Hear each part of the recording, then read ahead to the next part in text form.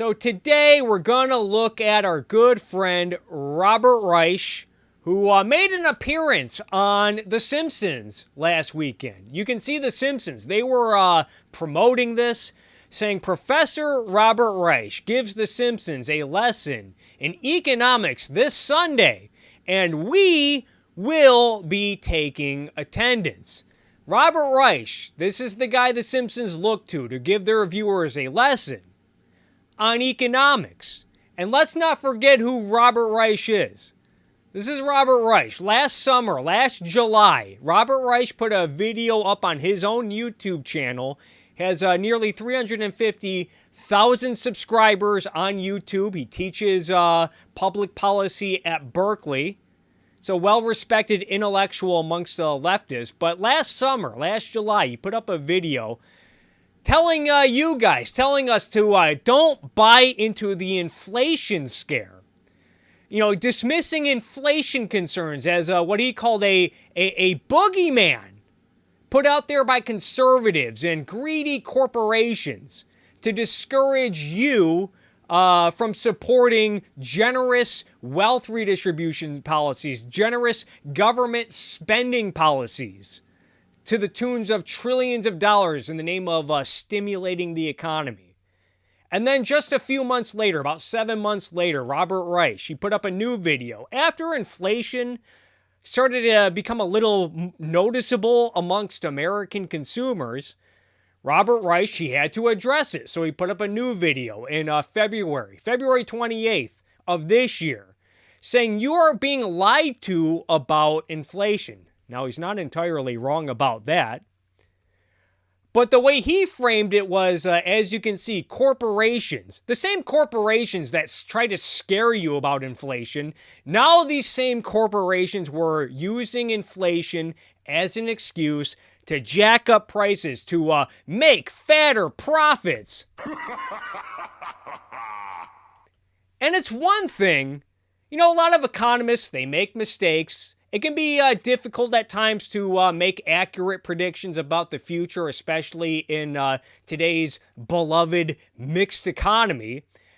Economists make mistakes. I don't expect everyone to be perfect, but if you ask me, this is a pretty big screw up on behalf of Robert Reich. Went from dismissing inflation concerns to then when we got inflation, he tried to scapegoat greedy corporations. This is the guy that The Simpsons decided to bring on their show to give their viewers a lesson on economics. Now, ironically enough, Robert Reich, whenever he talks about stuff like inflation, he's a lot like the Principal Skinner meme right here. You know, thinking to himself, oh, was it the generous government spending policies that I champion and cheerlead for? Could these played a role in inflation? No, it's the greedy corporations' fault. So let's take a look at what Robert Reich had to say on The Simpsons. He did a musical number with Hugh Jackman, which I find disappointing because I actually like Hugh Jackman. I think he's a hell of a performer. I really liked his work in Les Mis and The Greatest Showman. So it's disappointing to see Hugh Jackman, a very talented performer, play grab-ass with a goof like Robespierre Reich. Factories closed, unemployment would spike. Here to explain it is Robert B. Reich. The decline of unions, rampant corporate greed. All right, so we're going to stop right here. And I want you guys to pay attention to the charts that they flash during this whole segment, this skit. Look at union membership. Look at the x-axis. As we can see, the x-axis on this chart, it goes from 1970 to 2020, spanning a period of 50 years. But then look at the y-axis. It just says in thousands. It goes from 1,000 to 10,000. Now, it does appear that union membership has been on the decline. There's this article put out by Pew Research from 2019 that talked about how the percentage of the workforce with unions, the union representation as a percentage of the workforce has been on a decline from about 23% in 1983 to about 11.7% in 2018. According to this article, the actual number of union members was 14.7 million. According to a Bureau of Labor Statistics report, I think in 2018. So 14.7 million union members. So I don't know what the hell this chart is trying to articulate. It says 10,000s.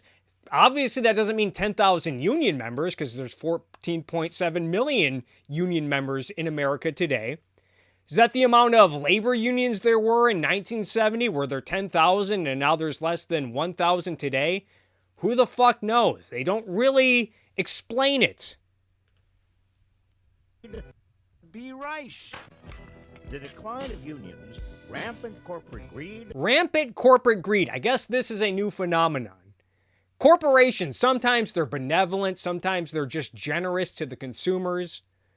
Apparently, rampant corporate greed. Corporations just recently got greedy. It's a brand new phenomenon. Wall Street malfeasance. And notice now the corporate profits chart. Look at this chart. Look at the x-axis on this chart. It just shows quarterly trends within a 2-year span. And then the y-axis shows billions, so from 0 to $10 billion. I guess according to this corporate profits chart, what am I supposed to take from this? This is a measure of all the corporate profits in the American economy. And within a 2-year span, what, in the third quarter, the highest it ever went was what? All the corporations, all they made was $11 billion in 1 quarter combined? Is that what I'm supposed to take away? Really?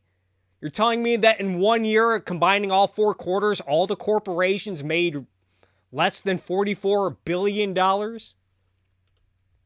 And the rise of unions, rampant corporate greed, Wall Street malfeasance. Wall Street malfeasance. And the rise of short-sighted politics. The rise of short-sighted politics. Now here, he's not entirely wrong, although I don't think it's for, maybe it's for different reasons.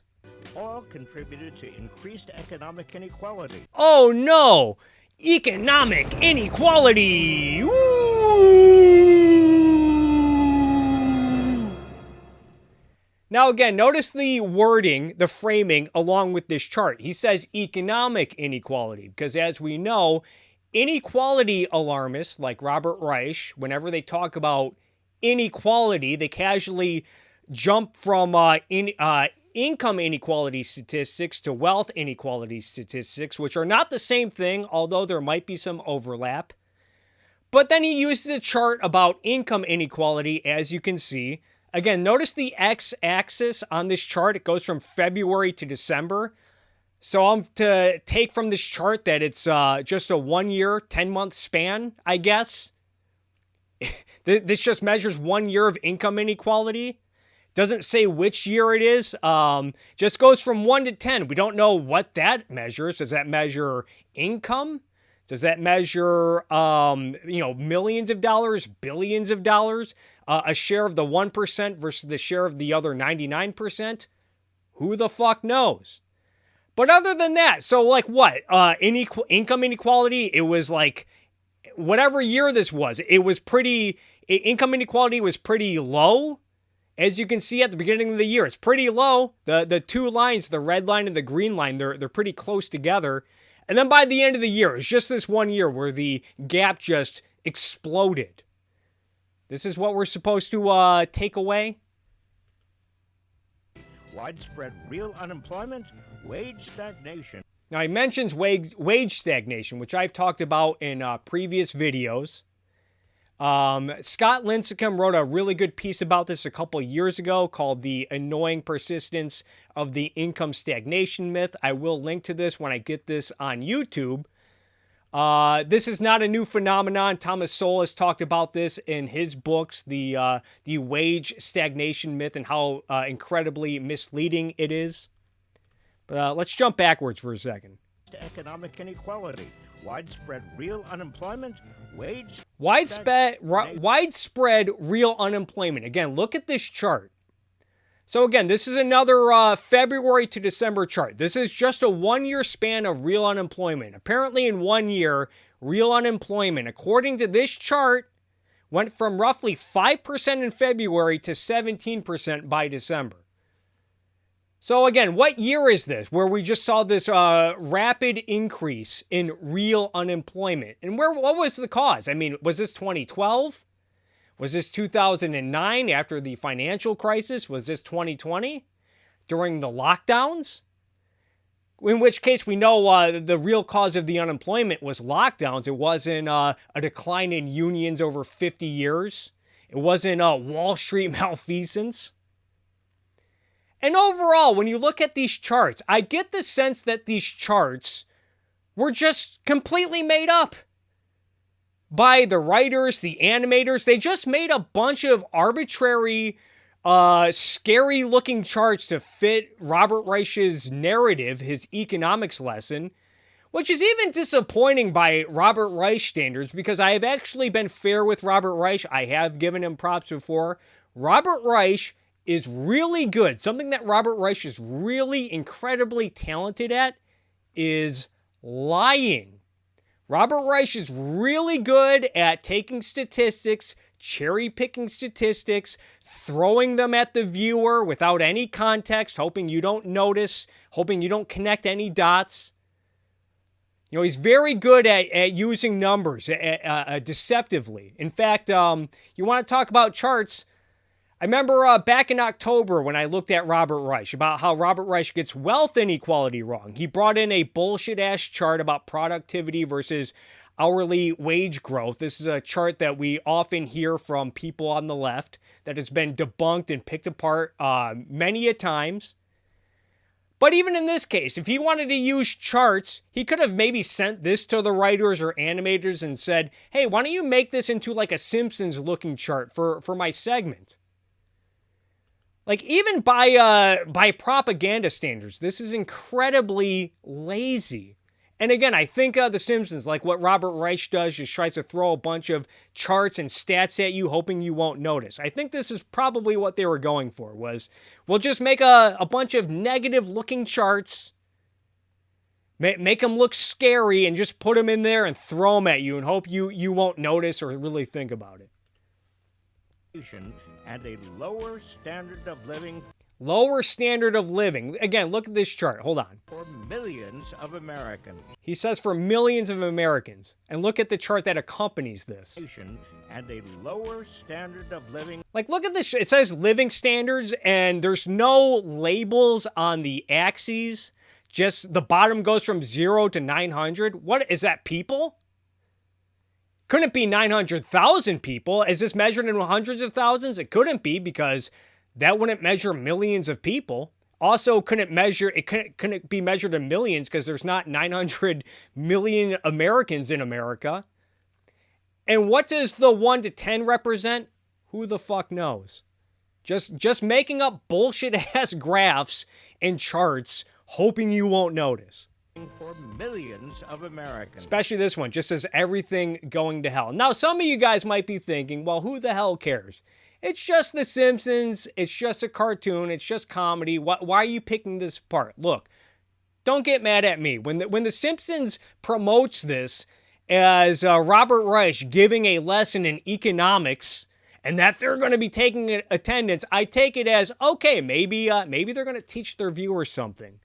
Maybe they're going to bring in some hard evidence to support what Robert Reich is going to say, and clearly they're not able to do that. Whether it be due to incompetence or laziness, or both, that's up for debate. They chop salaries to raise stock prices. They chop salaries to raise stock prices. Is that how stock prices rise? When people go to the stock market to invest in the stock market, buy stocks, do they do so? Do they say, oh, wow, this company, they really cut salaries. That's why I'm going to buy stock in this company. Does this explain how Apple computers went from rock bottom in the 1990s? Their stock price was rock bottom. And then within 10 to 15 years, they were one of the richest companies in the world. Stock price was through the roof. Is that what happened with Apple? Did they just have a workforce that they cut the salaries, and that's how Apple became one of the richest companies in the world?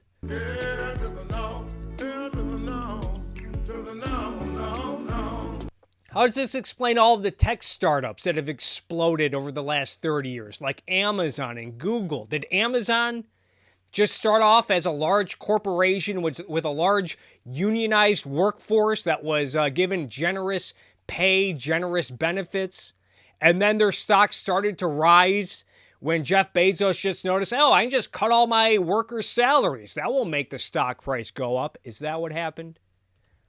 Cut up the pie and kept all the slices. Cut up the pie and kept all the slices. So now we have zero-sum nonsense. I guess the economy is just one fixed amount of resources and money that never grows, never expands. No new wealth is created. No, in fact, it just started off as a big pie that most people got their fair share of. And then one day, the 1% and the greedy corporations, they just snuck in and took the pie for themselves.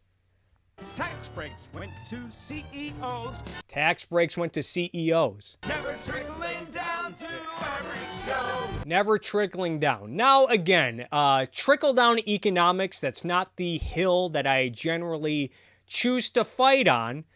But if you want to see trickle-down economics in action, I recommend you guys all watch an episode of Shark Tank, which is a show, again, where greedy millionaires and billionaires hear pitches from entrepreneurs and new business startups and decide whether or not to invest in them, which in turn ends up creating new jobs, new opportunities, a lot of wealth, new products, innovation, which the average Joes ultimately end up benefiting from. Especially on the issue of tax cuts. Yeah, corporate tax cuts. Yeah, that sometimes does trickle down, quote unquote, trickle down in the form of pensions, retirement accounts. A lot of average Joes have retirement accounts. If you cut corporate taxes, they're probably going to see the stock prices rise, might see higher dividends. A lot of times companies reinvest that money in new products, new technology. They hire more workers. And so it came to pass. Greedy rich men kicked our ass. Yeah, more like wannabe economic planners kicked our ass. Fiddling while they burn our middle class. Burning the middle class. This is another common talking point. And, you want to talk about screwing the middle class. You know what the middle class is definitely not helped by is antics of people like Robert Reich, who constantly advocate for policies that would require tax increases on the middle class, including his crusade against fossil fuel energy, which drives up energy prices, and gasoline prices, which drives up prices throughout the economy. Not to mention Robespierre Reich's history of opposing new housing developments that would help bring down the cost of living in places like California. And most of all, government spending policies that have reduced the purchasing power of people in the middle class. Going back to unions, something I forgot to bring up. You want to talk about the decline of unions. Yeah, the decline. Unions have definitely declined. But if unions were the be-all, end-all, I mean, you look at this chart. This is 2014. It shows the percentage of unions on a state-to-state business or state-to-state level. You look at union membership seems to be the highest in states like California and New York, where the standard of living is the, I don't want to say lowest, but it's the most expensive. Meanwhile, you look at a state like Georgia, where it's only about 4.5%. And I'm willing to guess, knowing the housing prices in places like California and Georgia, if you're non-union in Georgia, you're probably better able to afford something like a brand new house than you are a union worker in a place like California or New York State. But back to this talking point about the shrinking middle class. Often what they don't tell you, in some ways the middle class is shrinking, but a big reason for that is not people dropping out of the middle class. But even according to sources like Pew, like this article from 2016, a reason why the middle class shrinks is because people who were previously in the middle class move into the upper class, the so-called upper class.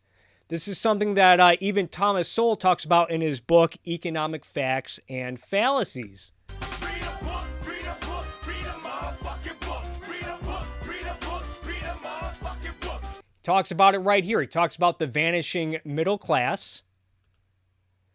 And he talks about it right here. Thomas Sowell mentions the fact that there are now fewer people within the fixed income bracket between A and B that previously defined the middle class does not mean that the middle class is disappearing when the median income increases. Despite the simplicity of this fallacy, people should know better, and perhaps do know better, have been depicting this reduction in a number of people within the fixed income brackets as something dire. Yeah, Thomas Sowell in general talks about the problems with just fixing the middle class into one bracket. And then, especially in an area where incomes tend to increase, yeah, the middle class might shrink, but a result of that might be people moving into the out of the middle class into the so-called upper classes. Anyway, what do we think about this segment? What do we think about Robert Reich's appearance on The Simpsons? Do you feel like you've learned more about economics? Do you feel like you understand economics better?